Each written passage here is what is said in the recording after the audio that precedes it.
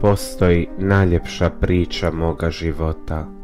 Ona se zove iskustvo života.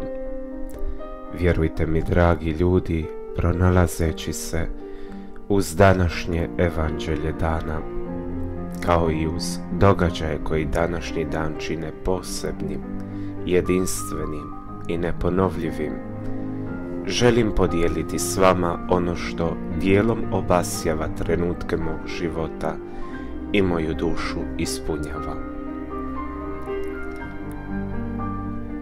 Hodajući hodnicima bolnice uz nekad bolničkog kapelana, odlazili smo tihim koracima umirućim bolesnicima.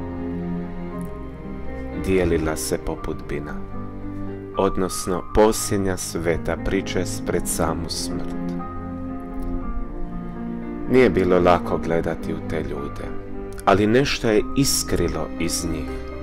Iskrila je posljednja nada u uskrsnuće njihova života. I oni su hrabro podnosili svoju bol, svoju patnju i svoju nemoć.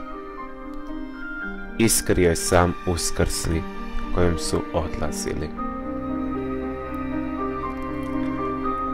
Najveći blagoslov i najžarču iskru ljubavi pružit ćemo u definitivno nemoćnim, slabim, krhkim, fizičkim trenucima života, jer ljubav žari iz patnje. Ljubav iz strpljenja seže k svetosti. Ljubav nema mjere. Ma, velikodušna ljubav ostaje uvijek takva. Znamo li tako ljubiti? To je pitanje. Spremni smo pasti i na požudu i na bijedu grijeha. Spremni smo ogriješiti se. Spremni smo uprljati sebe i uvaljati se u blato požude, u sve krive slike i scene ljubavi, jer ljubav to definitivno nije. Kad umirući ljubi, to je nešto sasvim drugo. To kao da se pije iz nekog sasvim drugog kaleža nego li mi pijemo. Kao da se diše neki sasvim drugi zrak nego li ga mi dišemo. Mnoge su ljubavi danas zatajile, ostavile su na cjedilu voljene. I onda se sjetim riječi jednog svećenika kad sam i sam bio koma. Ma Zvonimir, što može zamijeniti ljubav Isusovu s križa? Očito je nekad potrebno da se puno toga dogodi, da prođe puno toga, kako bi se došlo svijesti.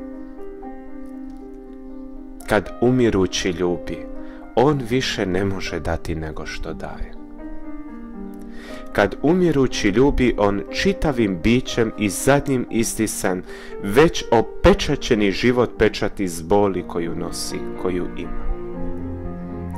A tek zadnje riječi koje se izgovaraju, koliko tu mudrosti ima, te snage ljubavi. Ne dopusti, dušo moja, da grijeh uništi svu ljepotu, zato mi sve osjećaje i ubije sve vrijedno, sve slovima ljubavi ispisa.